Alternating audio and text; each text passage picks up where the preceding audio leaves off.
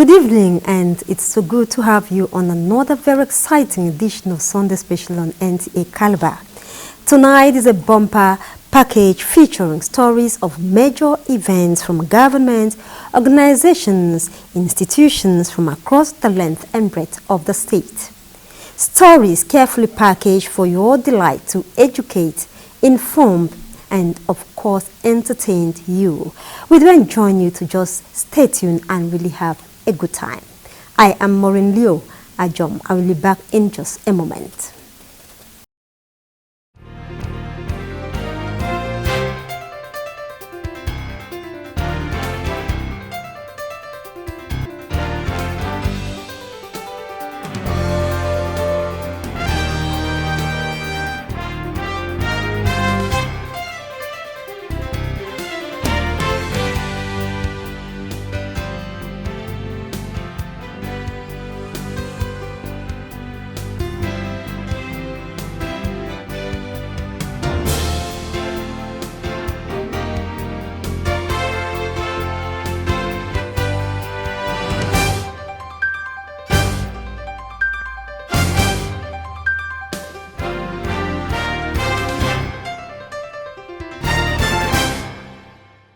Welcome back to Sunday Special on Nta Calabar. Following insecurity experience on the waterways of Akpabuyo, Bakassi, Calabar South and Calabar Municipality, the Cross River State House of Assembly is urging the federal government to provide military house and gunboats on strategic locations of Kwa River to ensure effective security on the coastal environment.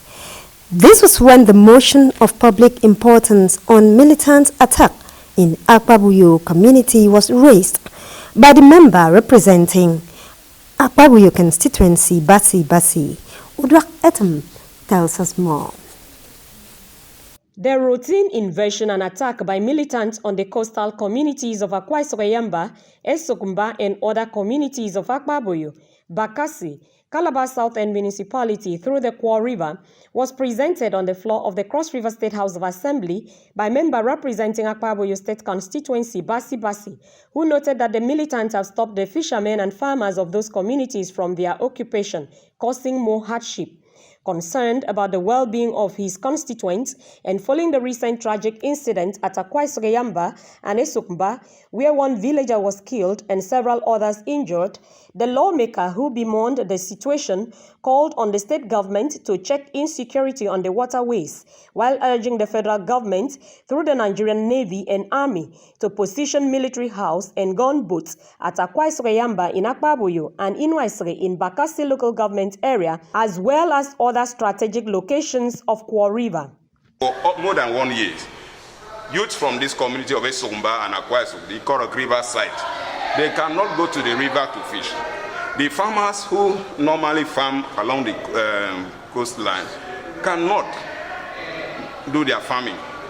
So we have been living under this kind of situation for so long that even the little resources that come my way, I have to use it to attend to those youth because they have nothing they are doing. And the potential threat there is that if this is not checked, there is that likelihood that this youth would likely one day join them. The government should mount pressure on the federal government, which is their sole responsibility to fund the Navy, to fund the Army and all that on the waterways. Because if we are able to have the kind of security presence we have on land, and we have such on our rivers, then we can claim that we have total safety in Cross River State. The need for the military to collaborate with the youths of the affected communities was emphasized, among other contributions by members of the 10th Assembly. All the nooks and crannies in that community.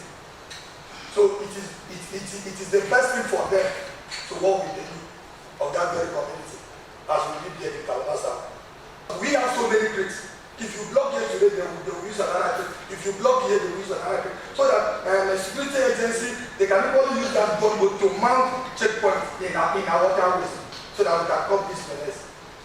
I want to also draw your attention that whenever you meet in your conference of speakers, please let this item be among those issues that you want to present on behalf of our states.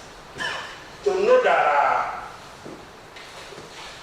Cross River State is not safe, the waterways are not safe, the challenges of kidnapping is getting bad by the day, Mr. Speaker. His Excellency is quite aware of the problems we have, the insecurity situation prevailing in the Bakassi public access and Calabar South.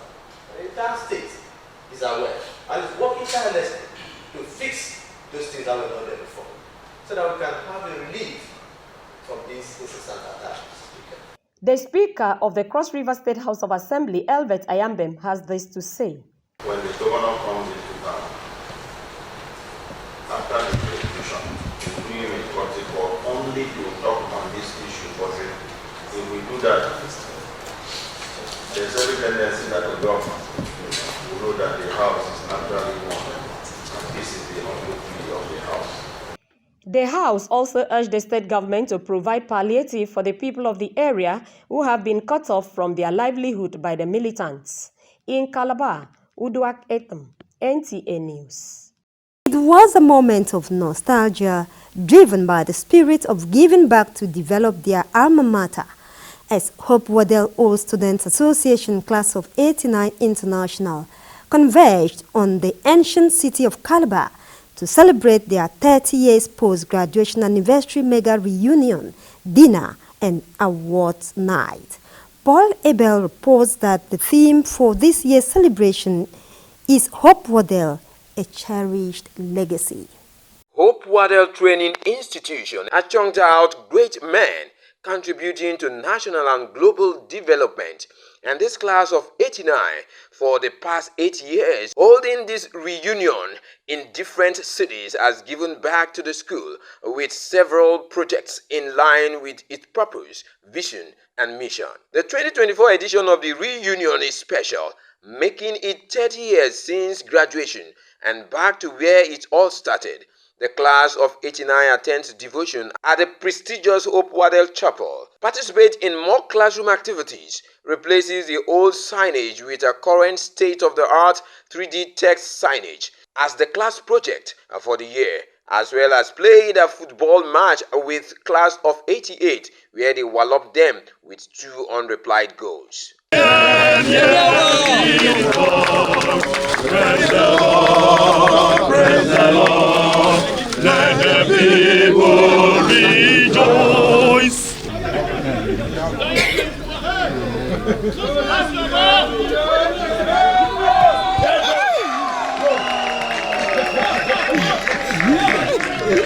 Seeing you friends that you've not met for 30 years after graduating, it's been so wonderful. I think it's okay, they are well organized. I must confess, they are well organized. When I came here around after 9 in the morning, I was amazed to see all of them in the white and white. My advice for them is to remain steadfast in whatever they are doing, and the future is even going to be much better and brighter for them. These students are very dear to my heart because I came into Hope Waddell in 1989 and they were my first set on admission. Later in the day, at the dinner and award night, the chairman of the occasion charges the class to sustain the momentum, while the keynote lecturer dwells on the theme for the year as the global coordinator of the class gives scorecard and achievements in the past 3 years. You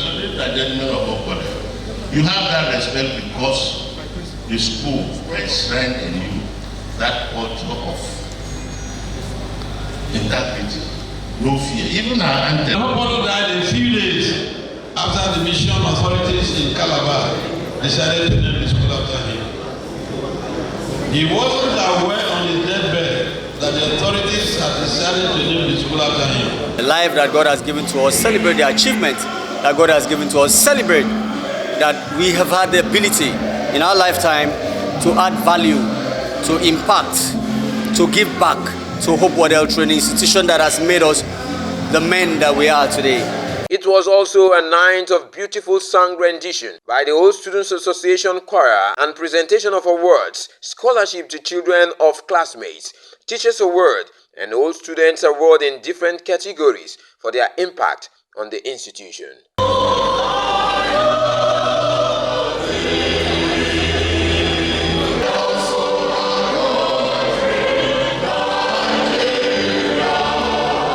Passion for sports, passion for my old alma mater, and therefore it motivated me. We add more value to our system because if you do something and it's not recognized, even within you, you'll be discouraged. We are just trying to see how we can bring back and add value to our school. We left school 30 years ago. As the class of 89 concludes 2024 mega reunion celebration, attention will now shift to 2025 on making more impact on their alma mater. In Calabar, Paul Abel, NTA News. We take a break for now and Sunday Special continues. We enjoy you to watch this newscast on our social media platforms.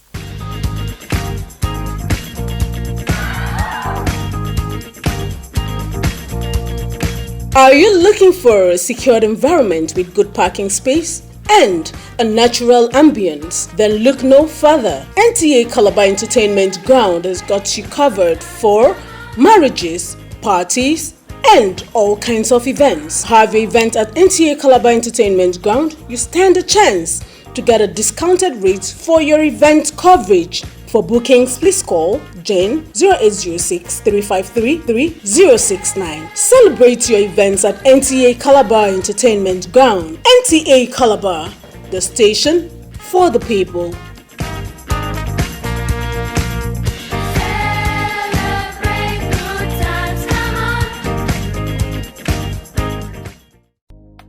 This is Two Smile Hotel and Suite, giving you the best of hospitalities under a well-secured environment with reliable power supply. Come, savor the aura of royal treatment. Let's pamper you for a while with exotic drinks from our exquisite bar, continental and African dishes in our homely restaurant. Classy and spacious rooms ensuing lasting comfort. We've got the luxury hosting you and your guests in Queensley Conferencing. Truly an indelible impression. To Smile, exclusive access to unique experience.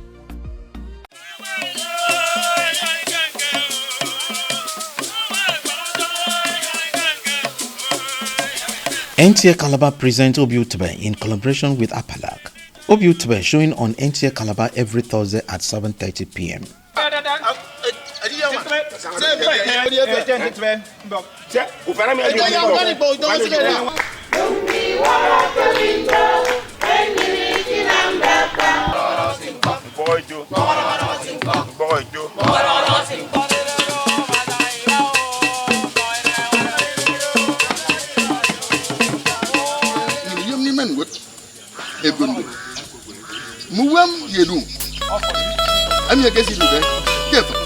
For sponsorship, please call Serial 0813 676 7207 or Jen 0806 353 3069. Towards repositioning young people in Cross River State by inculcating the right leadership skills and developing their potentials to meet emerging needs in the society, the Commissioner for Youth Development, Ijom Okam, says the state government, in partnership with Ofiong Ikweme Foundation, is committed to building the leadership capacity of youth in the state and set them actively participating in public and other sectors for national development. Oba Hyacinth was at the State Youth Council Summit held in Calabar. The goal is building a more resilient and result-oriented youth that prioritizes innovation, wealth creation, and active participation in leadership roles. Commissioner Ijo Mukam emphasizes the critical need for young individuals to rise to the challenges of leadership by equipping themselves with necessary skills for effective production and service delivery. Young people, these days tend to shy away from leadership because they have this impression that when they hear leadership, it starts and stops with political leadership. But we're trying to send a message. It's like a values reorientation to let young people understand that leadership goes beyond, holding political offices or holding any exalted office. Leadership has to do with you finding purpose wherever you are.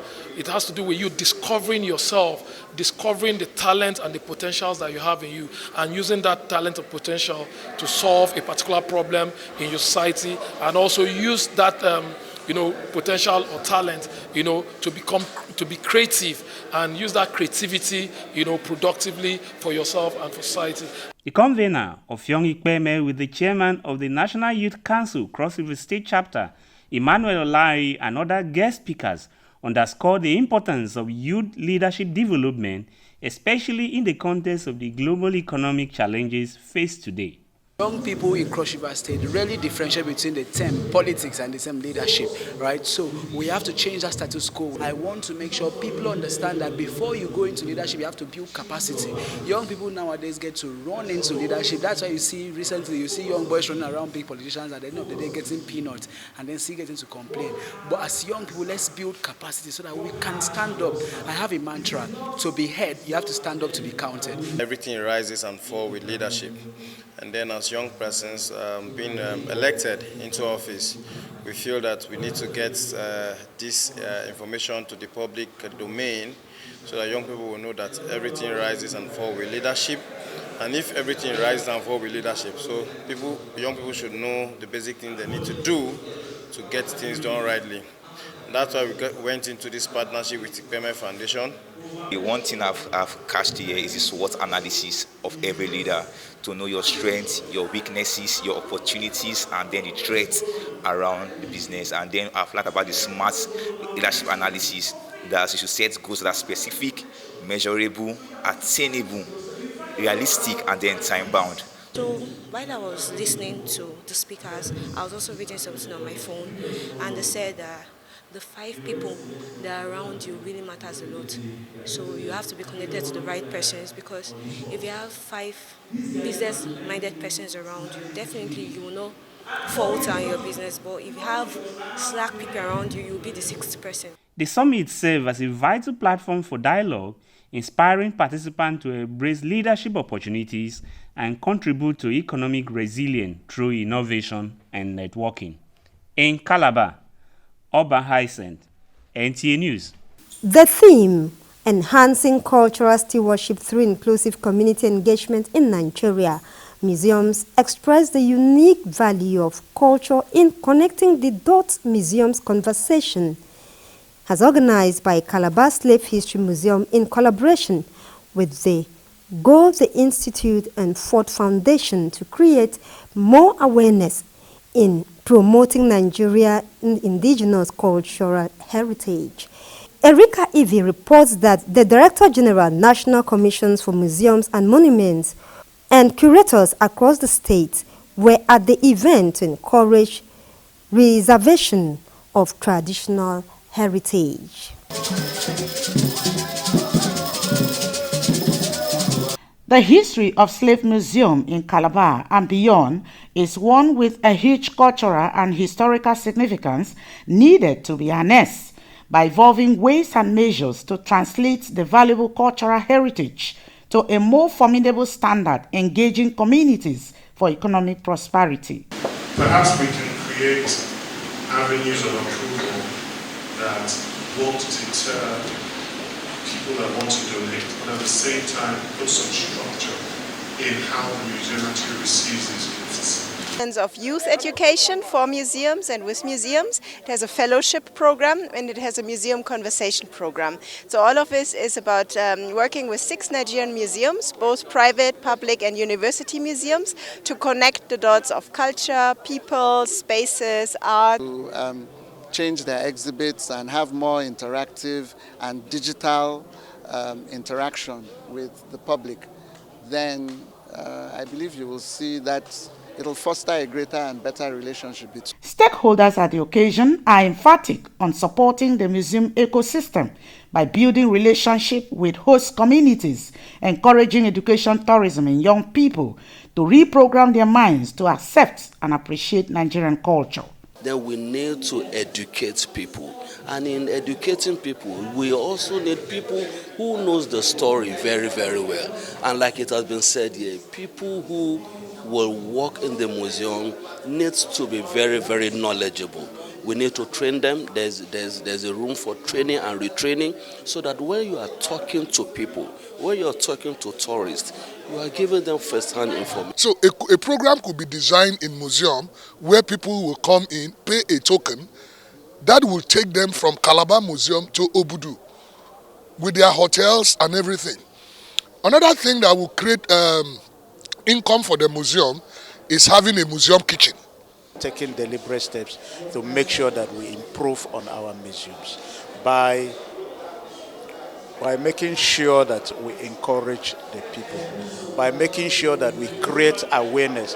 An institution as individual, that one matters most. What can you do? You have to think positively. You have to think progressive. Earlier, the event tour guide Joseph Ejukwa took guests round the various historical sections of the Calabar Slave Museum, showcasing Nigeria's Asian arts tradition.